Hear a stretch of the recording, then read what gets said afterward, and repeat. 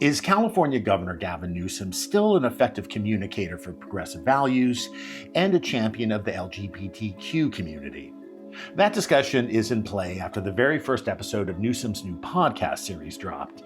In it, the governor speaks to MAGA influencer Charlie Kirk about a variety of issues, including trans student athletes. So you right now should come out and be like, you know what?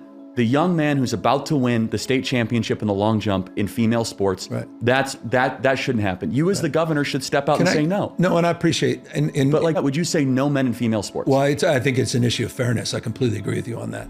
That exchange between Newsom and Kirk, and a generally pretty amiable conversation between the two, both angered and saddened people who are usually Gavin Newsom's ideological soulmates. They say Newsom gave up too much ground to Kirk on the trans issue, especially at a time when the Trump administration is demonizing the trans community and targeting it with a barrage of executive orders. Now, to understand the fallout from Newsom's podcast interview, you have to remember how standing up for LGBTQ rights has been part of Gavin Newsom's history.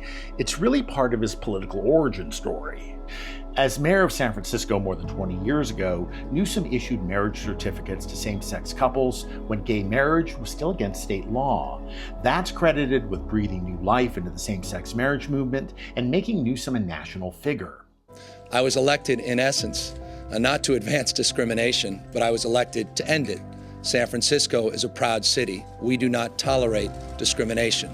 And Gavin Newsom has used standing up for LGBTQ rights as a way to challenge Donald Trump specifically and the MAGA movement more generally on a variety of issues, like in 2022 when he aired a California gubernatorial commercial in Ruby Red, Florida.